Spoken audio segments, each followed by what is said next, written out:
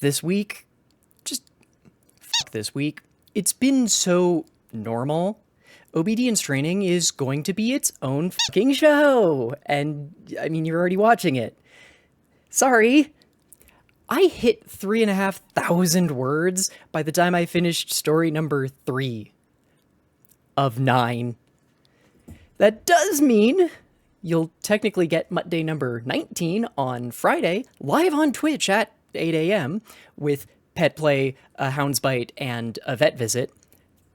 To give you a little preview of what I have for you to look forward to later this week, since this is mostly the rough news, there's a cooking robot with a subscription fee, and turns out the listed price was actually a sale price.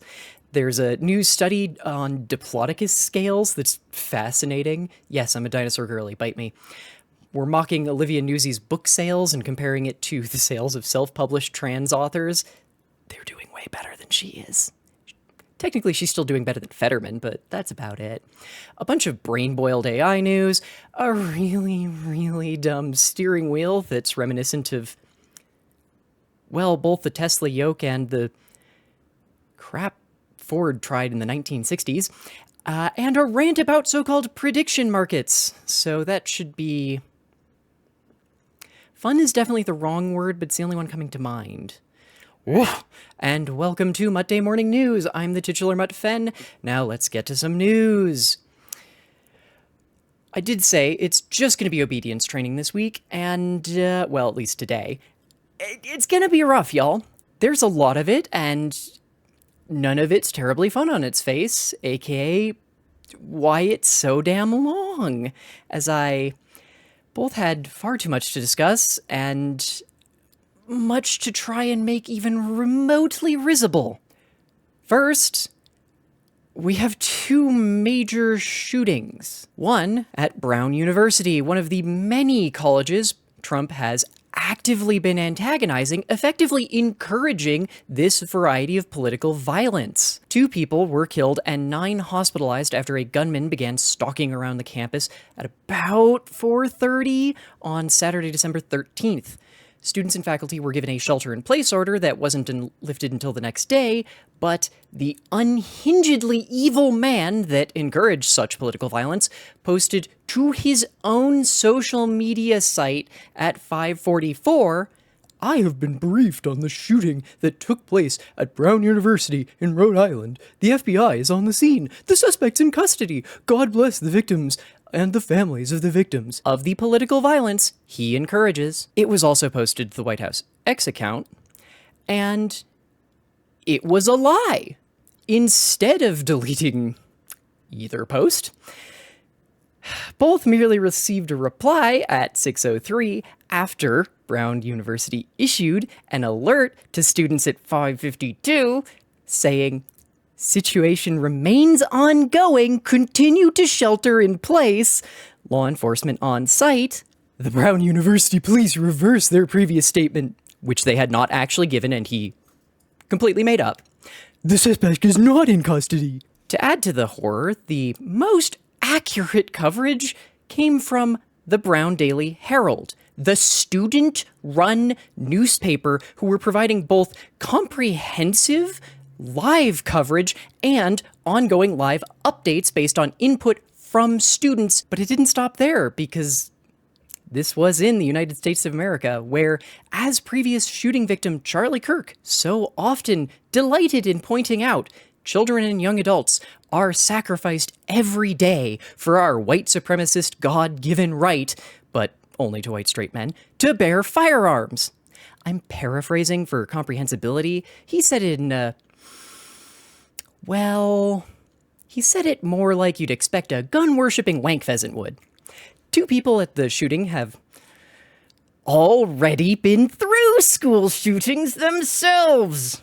Zoe Weissman, now a student at Brown, survived the 2018 Parkland shooting, while Mia Tretta had survived actually being shot in 2019 at a school shooting at her California high school. USA, the only country where a mass shooting at a school can go without a unique name, since it happens every fucking day. As of Sunday morning, a person of interest, not currently named or labeled a suspect, is in custody, and the shelter-in-place order has been rescinded. Since Sunday night, that person has also been released. So, no suspect in custody. The second shooting technically happened near simultaneously, but also the next night. The international dateline makes things mildly confusing to communicate. On the first night of Hanukkah, as Jewish Australians gathered to celebrate the first night of the holiday as a community on Bondi Beach, a father and son duo fired into the crowd with long guns, reportedly semi-automatic shotguns. At time of writing, they murdered 16 people, including one child and the rabbi who organized the event, and injured at least 38 more, plus 2 cops, who are not people. The elder of the two was killed, from language I've seen in Australian reporting, likely by the police, not self-inflicted. The gunman who survived was stopped not by police, but by Ahmed Al-Ahmed, a Muslim fruit stand owner who'd been walking by the beach and did exactly what any brave man who takes the actual teachings of the Aramaic faiths into his heart would do. He ran towards the gunfire to help the wounded and stop the killing. Ahmed Al-Ahmed was shot twice in the arm, but managed to disarm and tackle the younger of the two shooters to the ground. Bibi the Butcher, Prime Minister of Israel, currently being tried for corruption, and who is conducting a genocide against a primarily Muslim people, including openly owning up to assassinations of Palestinians the same day while under a supposed ceasefire, called the then unnamed hero the Pinnacle of Jewish Bravery. He's not yet rescinded that, but we'll see. Lest it need be said, this was an anti-Semitic terrorist attack, and even the Australian government is declaring it such. Even before getting to the Australian police claiming that there were IEDs in the father and son's car, I will note jerry cans of spare gas are often labeled as IEDs. Not saying that that's what they were, just why you should take that one with a grain of salt until we have more information. And, lest it also need be said, terrorist attacks like this are, in part, fomented by Israeli and Christian Zionist insistence that despite there being between 15 and 23 million Jews on Earth, only 6.8 million of which actually call Israel home, that all Jews condone and support Israel's brutal genocide. The point of those policies and statements from Israel and folks like Bibi the Butcher are to cause exactly these events, turning right-wing radicals into tools to exterminate those who break with pro-Israel messaging. This next one is technically a bunch of quickfire ones? I'm labeling this section Transphobia Rots Your Brain, the same way conflating anti-Zionism with anti-Semitism does, like most bigotry. In the last week, a whole pile of dummies have decided to prove it? So who's ready for some rapid-fire idiots? First up, Nancy Mace, currently representative of the state of South Carolina in the U.S. House and a gubernatorial candidate for the same, is spinning a whole damn conspiracy theory about that expletive-riddled tantrum worthy of Elonguous Muskrat she threw in an airport in October when the TSA, who were going without pay during the government shutdown, wouldn't give her some kind of special treatment. Also, by expletive-riddled, I really just mean fuck. She just kept saying fucking shit. These folks can't even come up with clever curses. On an interview with Fox News, when asked about the police investigation the Washington Post had learned about and published on the incident, she started throwing another screaming tantrum about a security breach and threats against her before, well, claiming that that security breach and threats against her were perpetuated by trans people. Just as a concept, look, lady, none of us want anything to do with you or to be anywhere near you. Don't worry. Well, okay, maybe Sarah McBride, but she is both a crypto shill and drinking the gay ink assimilationist self-hating Flavor Aid, so... Oh, and Mace has now pivoted to claiming she hasn't been seen in public in at least 3 weeks? Which, not sure how that would even work when she's been present for shit like the NDAA vote, but again, hey, if you want to vanish into the woods, Nancy Mace, I promise you, the entire trans community will help you pack your bags. Not to be outdone, Gran Linehan, fresh off that puppy piss trial over his stalking, harassing, and assault of a trans child, where he was, because this was a British court, cleared of all charges but property damage to her phone, the one he assaulted her to steal, and of which there is plenty of video, wrote an utterly unhinged rant, which the Telegram, as a useless rag, printed without question. In it, he details a pattern he apparently cannot stop perpetuating. When his friends or acquaintances say something positive or even relatively neutral about trans women, or, dog forbid, wish he'd get some help, or even just chill out, he simply can't stop himself from calling them up and screaming at them about the sick perversions he's imagined us transes are doing to get his friends on our side. Kennel me, no wonder his wife and kids left him. Even Rowling can't stand him. And then there's Marjorie Taylor Greene. Apparently not content with her early retirement plans, which I'll remind you likely won't actually result in her getting a pension, since she forgot to account for the period where she was not a House member in good standing when she was stripped of all of her subcommittees and put under investigation, or her pathetic attempts to get Trump to care about the death threats he's inspired her own conspiracy-brained base to start sending her, decided to trade her yes vote on the dogshit and transphobic NDAA bill for a forced vote on one of her pet transphobia bills. H.R. 3492, aka the Protect Children's Innocence Act, which, means let us more easily abuse our children act, but fuck off, seeks to make acknowledging a trans child and providing them the same healthcare as a cis child with a precocious puberty, much less HRT, so they can experience the correct puberty in line with their peers instead of going through puberty as a fucking adult. Felony child abuse! So, while you're calling your reps about the attempt to kill Section 230, the law that effectively allows the internet, as we understand it now, to function, and COSA, remember to also tell them to block MTG's transphobic bills, doubly so if they're one of the 115 Democrats who voted for the NDAA. And then there's also Nicki Minaj. Despite her fervent opposition to Trump in 2020 over his deportation obsession, she's now come around on the decrepit dictator, going so far as to give a speech at the UN ranting against trans people and a completely fabricated anti-Christian extremist problem in Nigeria. A familiar Trump talking point, which makes sense, since reportedly Trump's speechwriter got her the chance to speak in front of the UN, reportedly after she started reposting the Trump White House's specifically transphobic ex-posts a week or so back. Though, in her case, it might not just be the transphobia rotting her brain.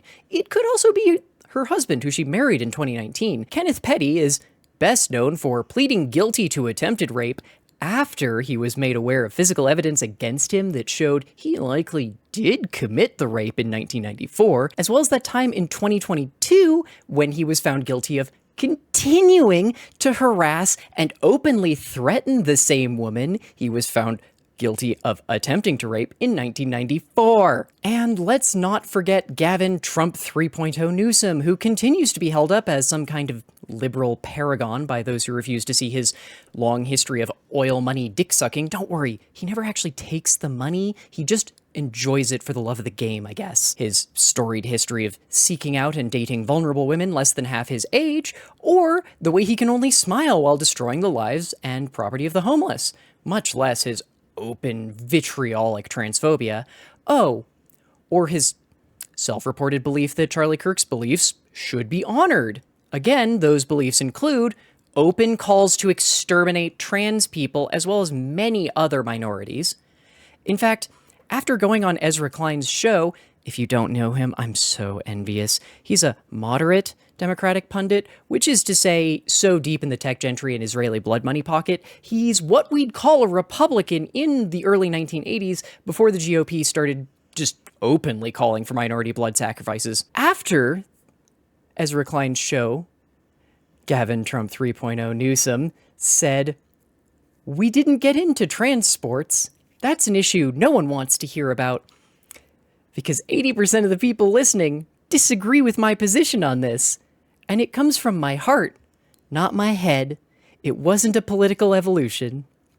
So just to untangle that, Newsom said outright that his own personal push for trans sports bans and his wonderful new version of separate but equal are not because he thinks they're smart political moves. He even thinks they're bad political moves, but they're his heartfelt ideas. This man is both a nodding idiot and a transphobic shithead. The University of Oklahoma story just keeps happening. If you missed it, Samantha Fulnecke, a junior studying psychology at OU, yeah, the acronym is OU, despite being the University of Oklahoma, no, I don't know why, was given an incredibly clear assignment in her third-year developmental psychology class. Read the assigned study, Relations Among Gender Typicality, Peer Relations, and Mental Health During Early Adolescence by Jennifer Jewell and Christina Spears Brown, 2014, a fascinating study which sought to examine and quantify how middle schoolers treated each other based on their perceived gender typicality and atypicality as two sliding separated scales.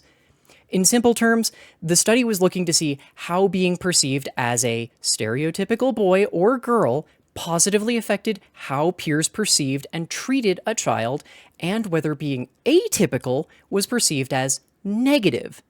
It's a 16-page study with a lot of statistical analysis and epistemological explanations of how elements like gender typicality were quantified. Samantha and the rest of her third-year developmental psychology class were asked to write a 650-word response to something, anything, any element of the study. The curriculum even encouraged disagreement with its findings, with evidence. Fulnecke instead wrote a 720-some word paper that rambles about the Bible, misunderstood notoriously difficult to translate Hebrew, and cited no sources for the thoughts and ideas that were not her own, therefore being plagiarism, and summarily failed to demonstrate she'd even read the study. In fact, you can see from my own red penning of her absolutely piss essay, the only 3 places she even mentions the study in her unhinged rant, only one even remotely implies having read the abstract of the study I had on screen a second ago, where she mentions teasing. The other 2 points were to scream about her classmates having a different of opinion than her, and the other one was just a completely fabricated point about trans people that wasn't made in the paper and contradicts one of her own points. It's shit. I'd give it a 0 if a middle schooler presented it to me, and in at least 3 places, it violates OU's style guide for anti-bias language, including the now infamous line where she calls trans people demonic. I'll also mention the study did not even remotely touch on trans people outside of a single line referencing the then current, now wildly out of date, DSM-4 diagnosis for gender disorders as something they were intentionally not addressing in the study. The buried lead is obviously that the graduate student teaching the class was trans. OU has a chapter of the Abuse Astroturfing org, Turning Point USA, and Fulnecke's mother is a full-blown right-wing conspiracy nut who spent the last several years trying and failing to defend January 6th insurrectionists in court. The whole point of this was to make Mel Kurth, the trans graduate student, suffer, and maybe as a positive side benefit, make Samantha Fulnecke into the next Kyle Rittenhouse. OU threw Mel Kurth under the bus, suspending her for trying to teach a student honestly. Her supervising professor even agreed. Not that she's been suspended. See, she's cis. OU students decided to protest And Turning Point USA decided to bus in some counter-protesters. And another professor told her students they would not be marked absent for attending the protest. She's also been suspended when students who totally weren't full necky and the folks at Turning Point USA complained. When pressed on why the second professor was suspended with pay, OU confabulated this bizarre post facto policy that effectively gives literally any student the ability to give a professor a paid vacation simply by saying they felt their free speech was violated. The classes still need to be taught, though, so existing professors have to take over. I have never seen a university try so hard to shoot itself. Congratulations! You found a way to punish minorities for treating white straight students honestly, then still pays them, while punishing every other professor with extra work for no extra pay for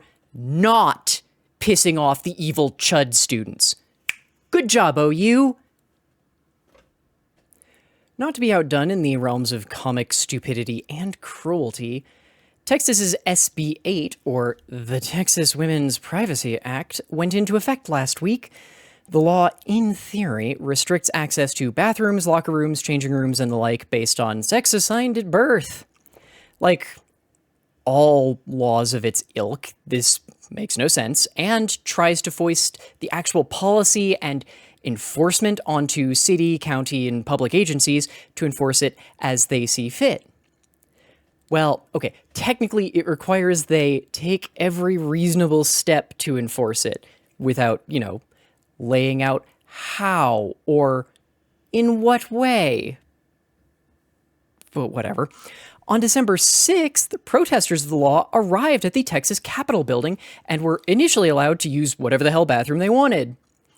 Then, Department of Public Safety troopers arrived, blocking access to the women's bathrooms only, and demanded to see the IDs of anyone who wished to use the bathroom, and, again, only the women's bathroom. SB 8 includes no verification process. No one has admitted to sending the troopers. Heck, the troopers themselves wouldn't even admit if they turned women away from the bathroom. But 3 men with guns blocked access to a women's bathroom until they were shown the IDs of women who wished to pee. For any non-USian viewers, let me stress, our IDs have our home addresses on them. 3 armed men showed up with no one admitting to having sent them, implicitly threatening women, cis and trans, who wanted to use the bathroom until they showed them their home address to allegedly enforce the Texas Women's Privacy Act. Fuck, ICE and Border Patrol keep getting worse. Last week, Kilmar Abrego Garcia, the construction worker Trump sold with hundreds of others to an El Salvadorian torture camp, and who's been repeatedly freed by judicial orders, then immediately recaptured in violation of those same, or sometimes multiple, standing court orders, has once again been freed. And yes, the Trump administration has, once again, already filed new paperwork to try and kidnap him and ship him off to yet another torture camp again. They've also been particularly active in Minnesota last week, generally using the state's bitter winter to kill rather than deport Americans. They've been caught trapping 2 construction workers on the top of a roof in below zero temperatures while 30 ICE agents cycled in and out of heated cars so they could threaten bystanders who attempted to provide blankets, jackets, or other cold weather necessities. So much for that whole Minnesota cops will stop ICE thing. They've also been kidnapping ICE observers, including one 55-year-old ICE observer, Suzanne Tincher, who had ligature marks on her wrist and neck from agents and was held for hours in leg shackles after they cut her wedding ring off her hand. I cannot stress enough, that's literally one of the things that the fucking Nazis did at the extermination camps. What is wrong with you people? But don't worry, Brett Kavanaugh says showing your ID takes seconds, and they'll leave you alone immediately if you're a citizen. Oh, right. But Greg Bovino has said every real ID isn't good enough anymore, or ever was, let's be honest, and all immigrants and citizens must now carry their documentation, which is what real IDs were supposed to be, but fuck off. Heck, in Texas, they're so committed to the abject cruelty of their concentration camps, they so blithely call family prisons. They've contracted Stride Inc., a virtual education company based in Virginia and repeatedly accused of defrauding investors and harming children, to run a school in their concentration camp in order to comply with a court order to provide education to the reportedly hundreds of children held there. See, Texas is so magnanimous, they require child prisons that hold children longer than 20 days, have an accredited education staff, which the Dilley camp didn't have until recently, despite, again, imprisoning allegedly hundreds of children for well past the 20-day limit. Or how about the death camp in Florida Governor DeSantis is running, known sickeningly as Alligator Alcatraz? ICE has been reportedly subjecting their victims to the cruelest torture the CIA has ever developed, and then found a way to make it even worse. Frankly, I don't actually have the stomach to explain how the box works, but I've linked an article in the description, and look, I mean it. Do not eat before you read it, and like the description up there says, maybe read it outside and in the sun so you don't think too hard about what being in it would be like. I'm being completely serious here. My fellow USians seem to have this odd idea that Canada is this forever safe land we can escape to if needs must. But I regret to inform you, well, let's just say I regret to dispose you of that notion if you still maintain it. They have just as many issues as we do, arguably more since they also have an imperialistic superpower run by an old man losing his mind while braying for blood of any he's decided wronged him, and who's further surrounded by similarly bloodthirsty sycophants who'd love to see Canada as the idiotic 10-gallon hat to go along with the black gold they're hoping to plumb out of that oil-rich island nation they're threatening to invade and stealing oil tankers from. Just this last week, while Trump was telling everyone you can openly bribe him to skip immigration queues, or outright blocks that he's put in place, the Albertan government has pushed forward a bill legalizing the same for medical service, which is to say, a two-tier US-style private healthcare system. It passed 44-34 and already has royal assent for USians. That's basically the equivalent of the governor didn't veto it. And it stands to potentially shatter the entire Canadian single-payer healthcare system. And Alberta didn't stop there. Bill 14, a push for Albertan sovereignty and potential independence, also passed, and the province invoked the notwithstanding clause to forcibly pass 3 anti-trans bills without hearing legal challenges. Namely, one pushing a Texas, Florida, and UK-style pronouns and names are biological and teachers must use the ones parents forced upon their unwilling spawn, piss. And another blocking trans girls, only trans girls, under age 16 from competing in girls' sports, and a third blocking doctors from prescribing hormones or hormone replacement therapy to trans kids under 16. Of course, it's only trans kids. Hormone blockers and replacement therapy are still perfectly legal for cis kids, because this is about intentional discrimination and isolation as part of an ongoing genocide of trans people, but especially trans women and girls. Again, I did not misspeak on the sports ban. It only affects trans girls. But it's not just Alberta sucking off the techno-fascist cock. The national government is doing it too.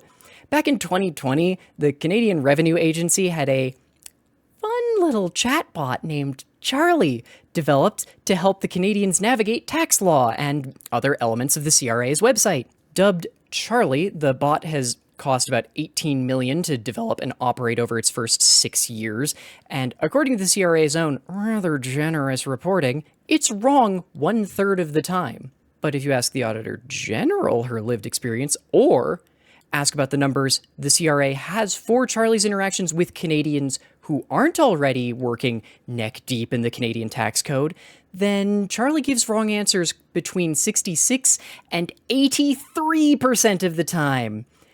Which raises the obvious question.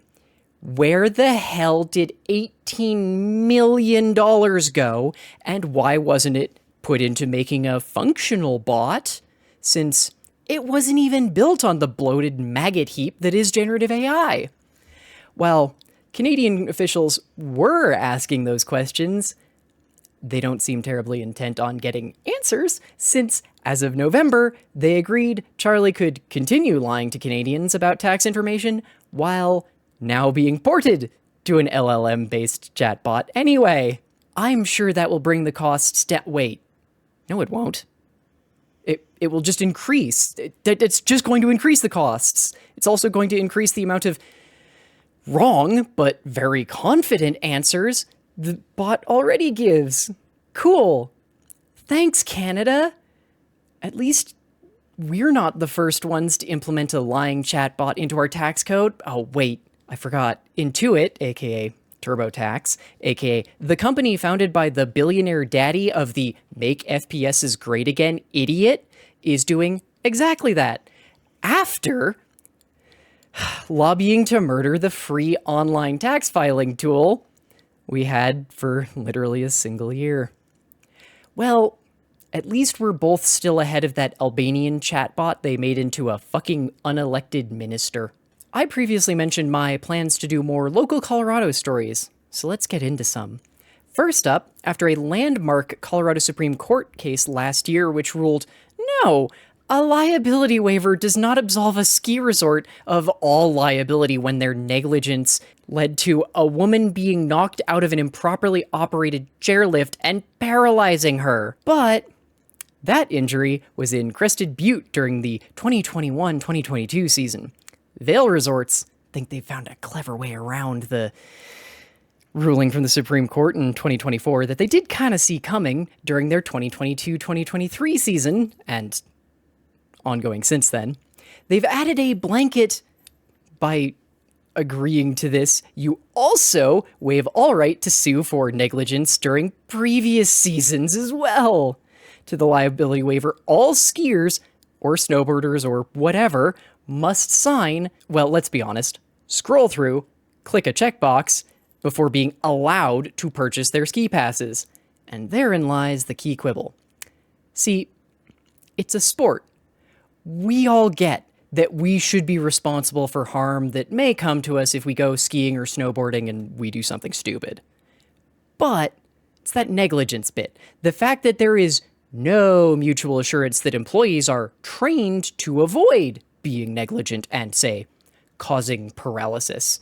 And yet, in Vail, being harmed by resort staff using snowmobiles negligently, sometimes even flagrantly illegally and in intentionally unsafe ways, has repeatedly led to skiers harmed with, at least until 2024, no legal recourse. And at least as much as Vail is hoping, still none. And y'all, it's pretty telling that the year before, when the Supreme Court case was a known quantity, you added this line, because no, liability waivers do not allow you to harm people with the impunity as though you're some kind of cop. Just because you preemptively snuck in a new line about you also can't sue us for anything we did in the past doesn't suddenly mean the Supreme Court case didn't happen. I don't understand how you thought that made any sense. If liability waivers didn't protect you from negligence, why would adding another line suddenly do it either, you dinguses? Honestly, just fuck Michael Bennet. Colorado Senator Michael Bennet continues to have the policy of a damp sponge, so of course he's running for governor next year. Credit where it's due, while the walking corpse Hickenlooper voted for the NDAA and its trans ban, at least Bennet didn't. Kennel me, I really hope Julie Gonzalez eats Hickenlooper for breakfast in the primary. Michael Bennet, however, true to form, must suck all oxygen out of at least 2 rooms for every halfway decent thing he does. So on the 9th, he pushed his proposed climate policy, a rather grand way of describing a single-page 359-word webpage with no actual policy or information about how the man intends to do anything but continue Colorado's existing goals to lower carbon emissions by 2050 while continuing to allow Xcel Energy to rat-fuck Coloradans with rate hikes for their new solar and wind power generation while the state government pays them back with taxpayer money for those same generators. Heck, even from a purely environmental perspective, his policy page isn't even fixated on lowering carbon emissions, save by name-dropping a cap and invest policy without actually detailing one in any way, but focuses instead on carbon offsetting, buying carbon credits from those companies that will totally plant a tree to offset your coal-burning power generators. To say nothing of the fact that Bennet voted for Energy Secretary Chris Wright, a man who's been trying to kill all solar and wind power programs for Trump, mostly unsuccessfully. If you'd like to see an actual published policy, check out gubernatorial candidate Phil Weiser's energy plan, or better yet, his entire policy packet. Fuck, Michael Bennet, can you please pretend to try?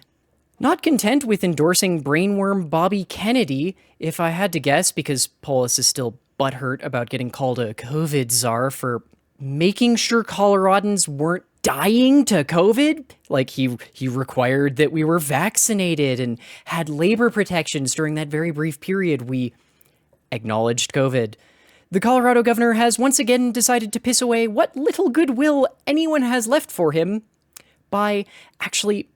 Can you guess? Charlie Kirk is cold in his grave, and Erica Kirk is too busy being the only person Barry Weiss will talk to, or about, right now.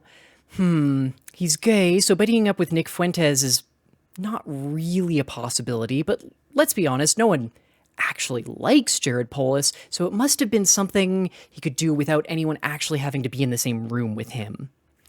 Have any guesses yet? Well, let's see if you're right. He decided to tweet, "It doesn't mean I agree with them most of the time, but I recommend following the public intellectuals." Hang on. Okay. Quick pause to address my governor. Jared Polis, fucking get off X, and yes, recommending people follow someone is a fucking endorsement, you melon. Anyway, continuing on with the tweet. Recommend you follow public intellectuals Richard Hania and Cat Gouda 24, who are doing actual thinking, which is rare these days. Yes, Jared. You think that because you're still on X. Richard Hania is your classic budget brand Nick Fuentes. He's a white supremacist who used to have enough shame to only do it under a pen name. Well, pen last name, it was Richard Host, but whatever. But now just does it out in the open. He's also an open eugenicist, calling for forced sterilizations based on the metric of how smart one seems to white USians on paper, aka IQ. He's decried interracial marriage as race mixing and whatever the hell missegregation is. Demanded the government place all black people under surveillance. He's pushed the white supremacist conspiracy theory of the Great Replacement. Oh, and like most libertarians, he has a big thing for decriminalizing, or at least destigmatizing, pedophilia. Oh, plus transphobia. So much fucking transphobia. But once in a while he says something vaguely not hateful, so the cis folk just kind of let that one slide, I guess. As for Cat Gouda 24, aka Nicholas Decker, Well, don't you worry. He's also loaded up with racism, though the quieter kind, pedophilia too. In fact, he's a big fan of generative AI being used to create child sexual abuse imagery, better known as CSAM, not child porn, of real children. I wonder why. Oh, and did I mention he's a zoophile, aka bestiality? Yeah. He argues he's not. In fact, that's one of the few tweets he's ever actually had the shame to delete. And as for trans folk, no, he's not transphobic. Well, not in the way you would expect, because he's a chaser, which is to say he doesn't hate us. He thinks he loves us, but in the exact same way he thinks about children and animals that were easy to trick into having sex with him. Polis, if this is what you read as actual thinking, I have a bridge I'm sure you'd love. I need something simple and stupid. What's DeSantis been up to? Oh, defrauding his own state's children. I wouldn't have gambled on that one. Defrauding, yes, just I wouldn't have gambled on the children part.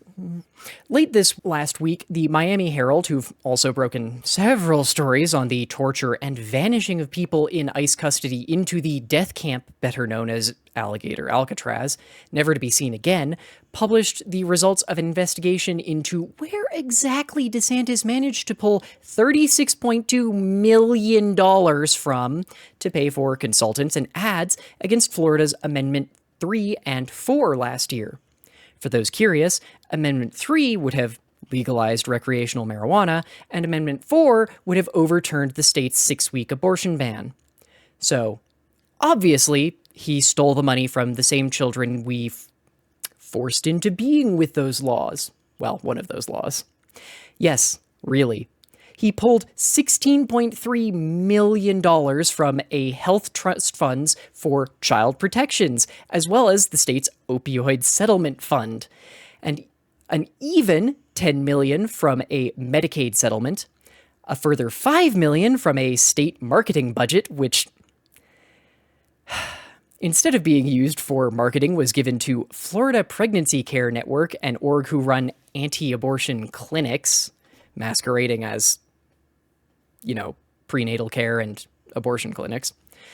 $4.4 million came from a transportation department budget restricted by law to physical assets like road repair. And finally, $407,000 from an administrative and transportation trust fund, which were used to pay lawyers who defended the state from lawsuits over this campaign. Yeah, DeSantis decided that because he wanted to, anti-weed and anti-abortion ad campaigns that cost the state of Florida $36.2 million counted as healthcare costs, so it was totally fine. I actually had to add this one in this morning because I almost forgot about it. As the US signed off on the NDAA's hundreds of billions of additional military spending, as Trump raves about an open invasion of Venezuela for no justifiable reason, and as the US Navy went full fucking pirate, stealing a Venezuelan oil tanker, then shared the video publicly themselves, what is wrong with this country? It somehow got dumber and more evil. The most recent Nobel Peace Prize winner, Maria Corina Machado, most well known for her warm embrace of Trump-backed invasion of her own country of Venezuela, totally not so she can be instilled as a new anti-socialist dictator like the US has tried to do everywhere ever, fled her country in the dead of night last week. Not only did she flee, she contacted the Trump administration and the US military to warn them it was her so they didn't blow her out of the fucking water like they keep illegally and extrajudicially doing to innocent people. Which does rather blow a hole in the administration's claims they have a secret, magical list only they're allowed to see of who's on every boat full of lives that they repeatedly keep ending.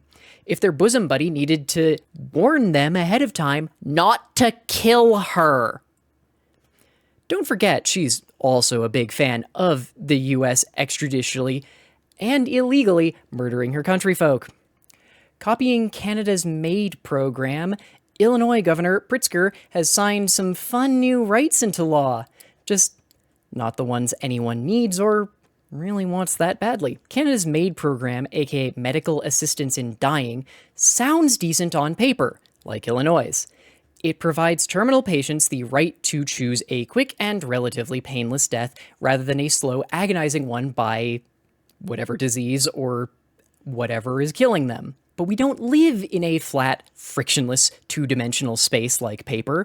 We live in a messy capitalist hellhole where Canadian health officials have pressured the homeless and disabled who can live perfectly happy lives for years or decades to come into accepting death because their treatment is too time-consuming, expensive, or any other number of fabricated excuses to convince someone to let a medical professional wash their hands of them, while that dumbass millionaire Brian Johnson convinces himself he'll be the first immortal man, billionaire Pritzker, who's never put any of his own money to actually helping his people, much less codified anyone's rights to housing, right to healthcare, right to food, has signed into law our right to die. Governor Pritzker, I genuinely hope your children remember this law when weighing your remaining fortune against the cost of your treatment when your time draws near. I wonder, how much per day will that hospital bed cost? Do you think you'll still be aware enough to see it in their eyes as they do the math to decide when you're worth more money to them dead than you are alive? I hope you are.